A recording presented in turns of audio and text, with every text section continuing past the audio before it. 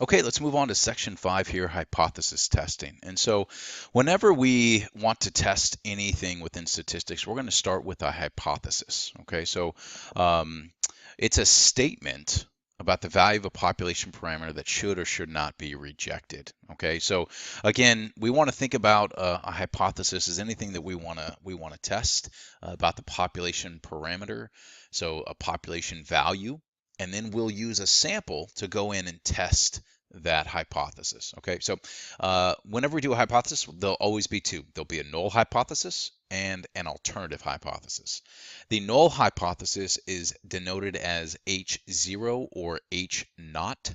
And the word null actually means zero or void, right? The null hypothesis for us, we are going to think about the null hypothesis as the status quo, as no change, as what we would expect. Okay, and the alternative hypothesis is denoted as the HA, is the opposite of the null hypothesis. It's important that the null hypothesis and the alternative hypothesis be mutually exclusive. Okay, it cannot be, oh, maybe this, it could be maybe the null or maybe the alternative. It can't work that way. It has to be either yes on the null or no on the null hypothesis. Okay, so mutually exclusive means they cannot both exist simultaneously at the same time, and that's really what we're looking for. There's always a possibility that there is no effect. So when we're doing some sort of test, we want to see if a new manufacturing process increases quality. There's always going to be that possibility that there's no effect. There's no difference between the two groups that are being studied. It's this lack of difference that is the null hypothesis, right? So we have to prove with the alternative hypothesis with enough information to say, yeah, there's enough of a difference here between the old way and the new way, uh, that there's actually some change that happened for us to accept the alternative hypothesis. Okay, so we are always interested in researching the alternative hypothesis, and we're trying to disprove the null hypothesis.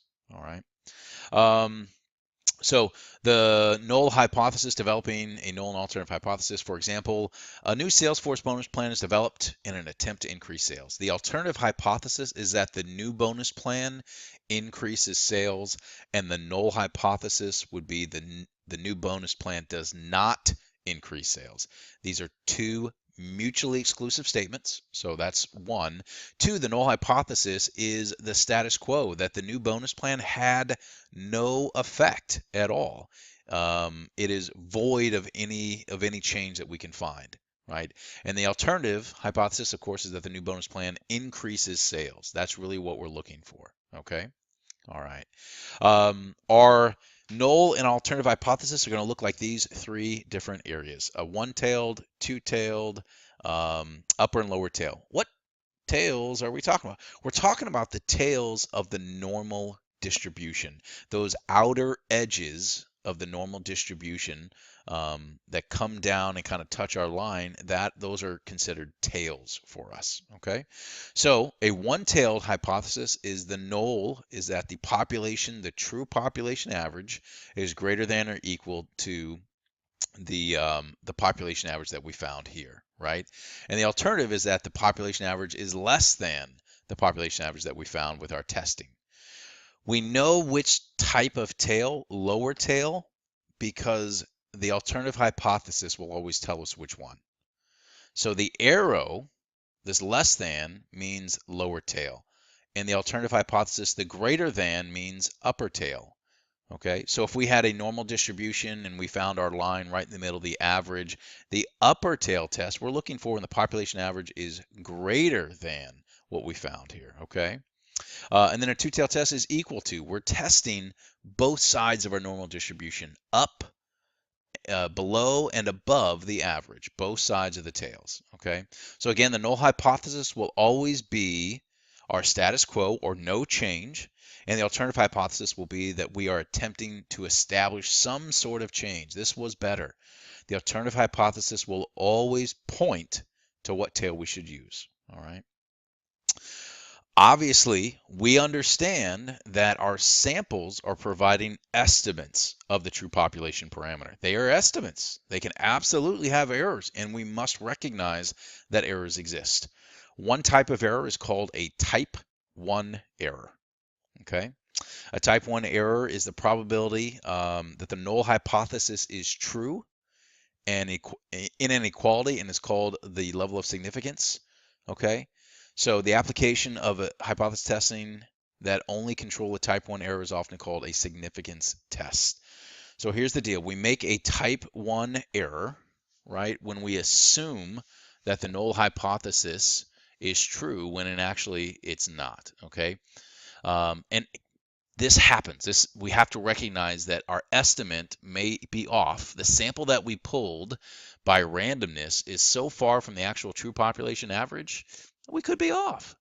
So if you guys recall our confidence and significance levels, we're bringing this back, the level of significance, or alpha, is the criteria used for rejecting the null hypothesis. So the lower the significance level, the more data must diverge from the null hypothesis to be significant. So therefore, let's say that we have a alpha of 0.01. That is more conservative than an alpha of 0.05. All right. So it's important to keep that in mind, that 0.01 is more conservative than 0.05. In essence, we're looking for divergence from the population of about 1% versus a 5% chance. Okay. And hopefully you guys remember the relationship between level of significance and confidence. If our level of significance is 0.05, well, then we know that our confidence is 0.95, or 95% confident. So we have a type 1 error, and then we have a type 2 error as well. Our type 2 error is accepting the null when it is false. Okay. Many statisticians try to avoid this. They take issue with the notion of accepting the null hypothesis, and instead they like to say that we simply fail to reject the null hypothesis. Okay, we fail to reject the null hypothesis. So the distinction is the acceptance implies that the null hypothesis is true, when in reality failure to reject implies that the data, the sample that we had, was not sufficient to persuade us to accept the null hypothesis. So again, type 1 error, reject a null hypothesis when it's true, and the type 2 errors fail to reject a null hypothesis when it's false. Okay, so just kind of keep those distinctions in your mind. Again, it's probably good to write these down and have these in your notes. Okay. So a couple of ways, we've got two approaches. We've got the critical value and the p-value approach to testing our hypothesis. So again, we're going to bring back that z-score, the standard normal probability distribution. We're going to find the z-value for all of the values that we've got, and we're going to figure out a probability based upon that z-score. Okay. The critical value is going to be the value of the test statistic. The test statistic, again, I'm saying, is the z-score. Okay, and this is going to establish the boundary region, or the rejection region, as I will refer to it, of the critical value. Okay, so the critical value sets the z-score threshold where we will reject the null hypothesis. The p-value, on the other hand, is going to tell us how significant the results are, and the critical value tells us to accept or reject the null hypothesis. So here's our p-value. I want you to think about p-value as the probability, the value of the probability. So when we find a p-value, or a probability value, if it's really large, okay, it's going to support the null hypothesis. The p-value measures the support or lack of support provided by the sample for the null hypothesis. The larger the p-value, the greater the support for the null. The smaller the p-value, the less support for the null hypothesis, and the more we can fail to accept the null hypothesis, okay, or reject the null hypothesis. If the p-value is less than or equal to the level of significance, alpha, the value of the test statistic is in the rejection region. This is all going to become clear. We're going to work through a sample here, so just stick with me here. But the few things I want you to know is this first little piece here. The p-value is the probability value, and it is supports or lack of supports of the null hypothesis. Okay. If the p-value is less than the significance value, we reject the null. All right. The confidence level again, is the proportion of times that the estimating procedure is correct. And so we want to keep that in mind. All right, let's walk through an example. We're going to take it a little bit slow so that we can all see how this works. So a major city, West Coast City, provides one of the most comprehensive emergency medical services in the world. They operate in multiple hospital systems with approximately 20 mobile medical units. The service goal is to respond to the medical emergencies within their area with an average time of 12 minutes or less. Okay. The response time for a random sample of 40 medical emergencies were tabulated. So the EMS director went out and said, listen, our service goal is 12 minutes or less. I want to see if we're doing that. Give me a sample. Just take 40 of our last emergency runs that we've done here as a unit and tell me what those times are, the average response time. So he did. He grabbed 40, and the sample average time was 13.25 minutes with a population standard deviation to be 3.2 minutes. Okay, hold on just a second. We could stop right there, maybe. Why don't we stop right there? Why don't we say, listen, the service time is 12 minutes. You just pulled a sample at 13.25. You should stop right there. You haven't met your goal. You are failing, sir. We can tell by the sample. Ooh. But we know from our statistics that our sample is an estimate of the true population. The 13.25 is a simple estimate of the 12 minutes that we're trying to hit. So it's not going to accurately represent. We know that it will be off because we couldn't get all the entire population of every emergency call that we've ever done. We don't have that information. We only have these 40 in our sample. The 13.25 is an estimate, and we want to see if that sample is far enough away from the true population average of 12 is what we're going for to determine if we've got a problem or not. Okay? So the emergency management director wants to perform a hypothesis test with a 0.05 level of significance, meaning he wants 95% confidence and a 0.05 level of significance that they're wrong to determine whether the service goal of 12 minutes or less is being achieved. Okay, so our steps in the process will be we're going to develop a null and alternative hypothesis. We're going to specify the level of significance. We're going to collect the data and compute the test statistic. For the p-value approach, we will figure out the exact p-value, okay? And we'll go from there. So when we look at this, we've got, here's how it breaks down. Our null hypothesis is, the emergency service is meeting the response goal. No follow-up action is necessary. So it says that the population, our sample, is less than or equal to 12 minutes. Remember, their goal was 12 minutes or less. So that's why our null hypothesis is less than or equal to 12 minutes. By the way, the equality here always belongs to the null. In essence, the old saying in baseball, the tie goes to the runner. The equal, if it's equal, it goes to the null hypothesis. We do not reject the null. Okay? However, the emergency service is not meeting the response time. The true population average is greater than 12 minutes. That's what we want to test for. That's what we want to test for, okay? And then obviously we would know that, hey, as a management team, we'd want to focus in this area, training our people, making sure we got the best routes. People know the area, GPSs are updated, all that good stuff, right, to help those things out. So here's what we're going to do. We're going to perform a test statistic, our z-score, and here it is right here. So we've developed our null hypothesis. We've stated our level of significance at 0.05. We're going to compute the value of the test statistic. If you remember, we found a sample average of 13.25 minutes.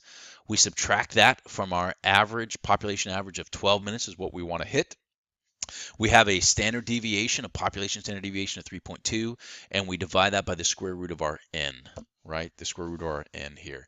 So again, this z-score formula looks a little bit different than our previous one, and that is due to the fact that we're using a sample, right? So when we had our mu and the known population standard deviation, we were good to go. This is a little bit different because we're using an assumed population standard deviation, okay? So with the critical value, we get a z-score of 2.47. That 2.47 will equate to a p-value.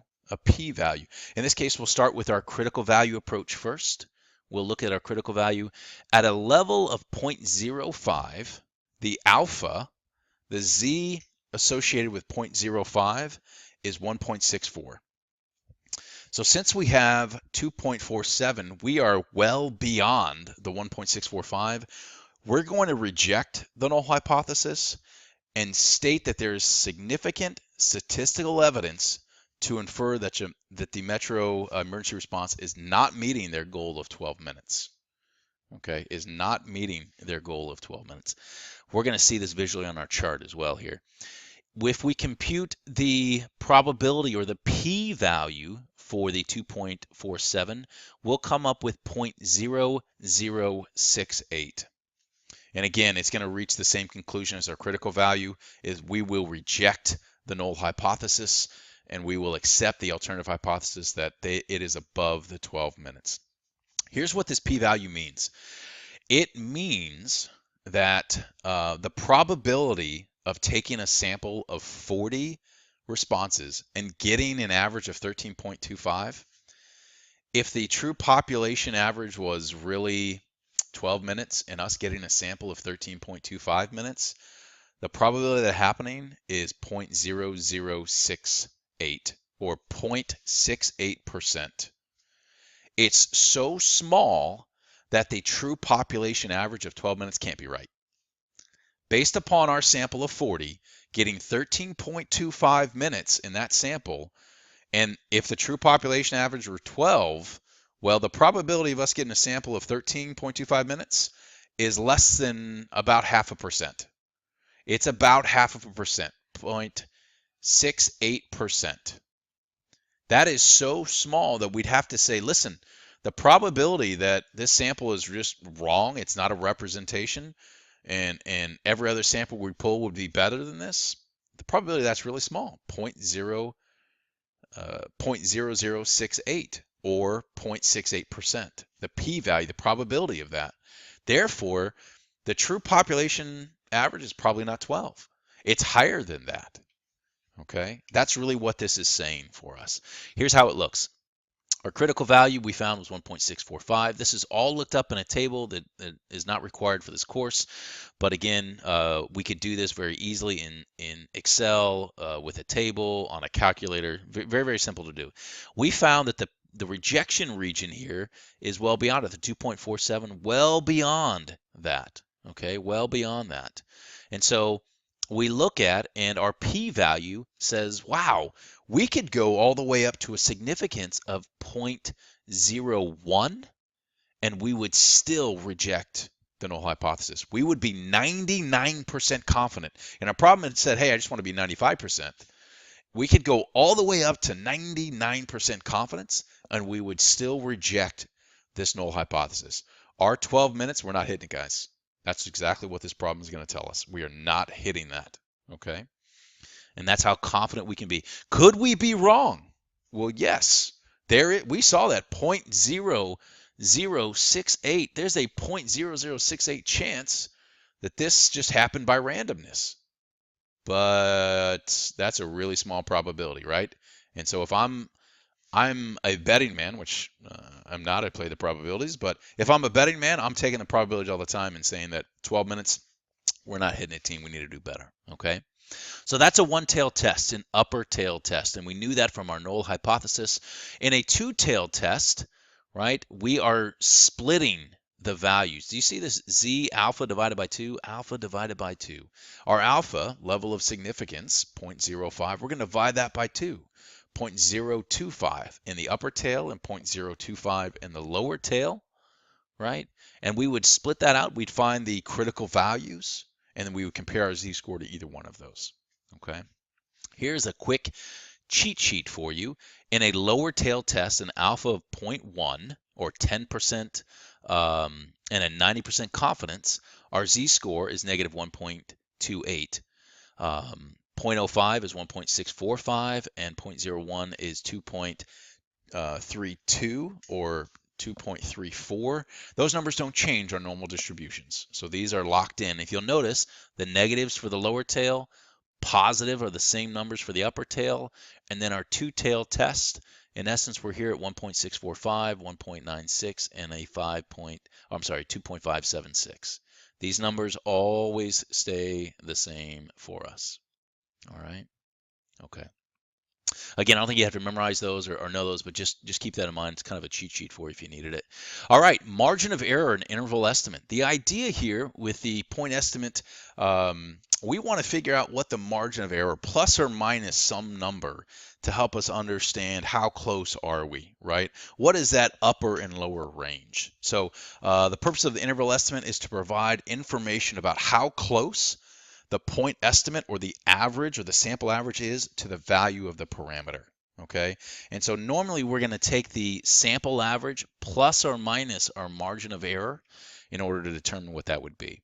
Okay, so in order to develop the interval estimate of population mean, the margin of error must be computed using the population standard deviation or a sample standard deviation.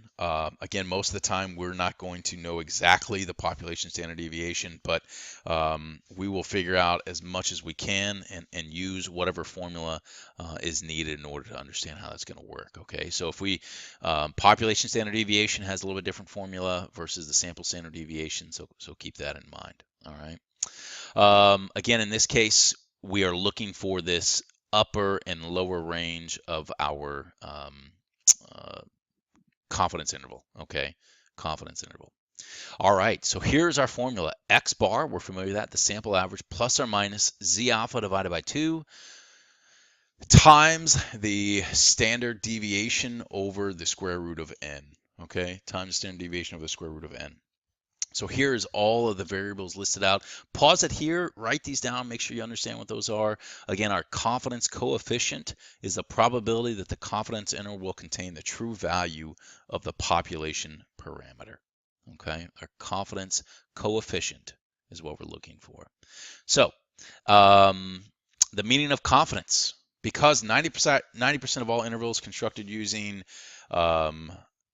X or the average plus or minus 1.645 times the standard deviation will contain the population mean. We will say that we're 90% confident that the interval estimate will be between there. We'll include the population mean someplace in there. We don't know exactly what it is, but we're 90% confident. Does that mean it's in there? Yes, with a 10% error. Okay.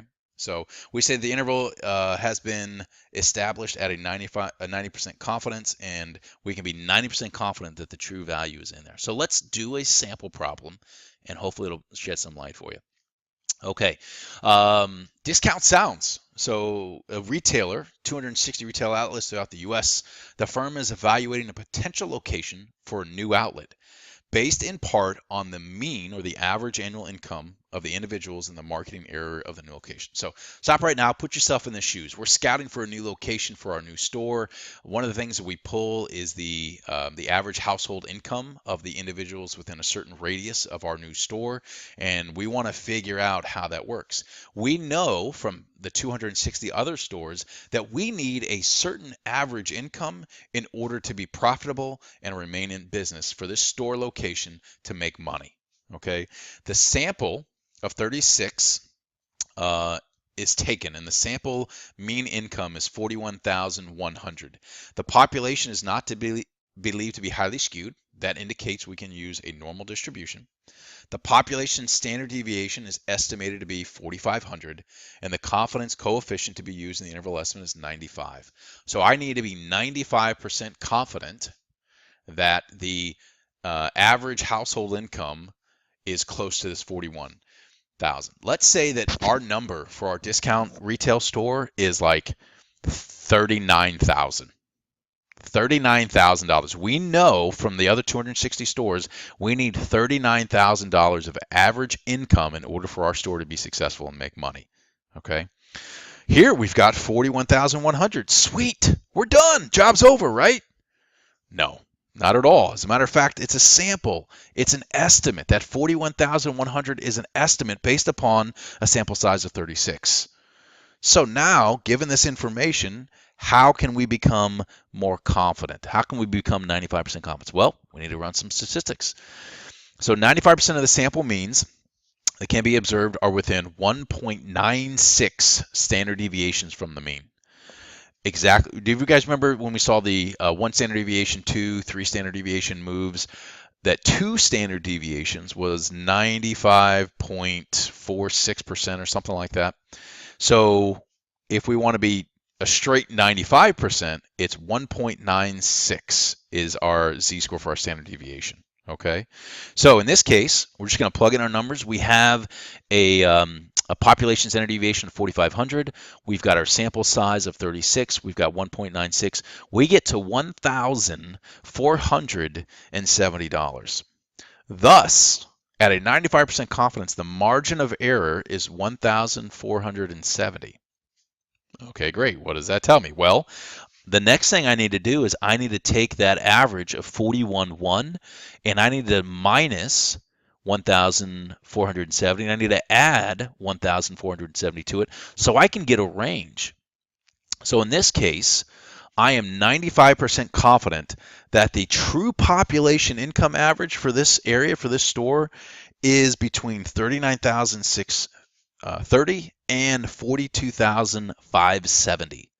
Okay, that is what this tells us. This confidence interval is telling us, listen, I can be 95% sure that the true population average is within this range, the 39,006 to the 42,570. It's somewhere in between there. Could I be wrong? Yes, you could. And what's the chance of us being wrong? Well, if I'm 95% confident, then there is a 5% chance that I'm wrong. Okay?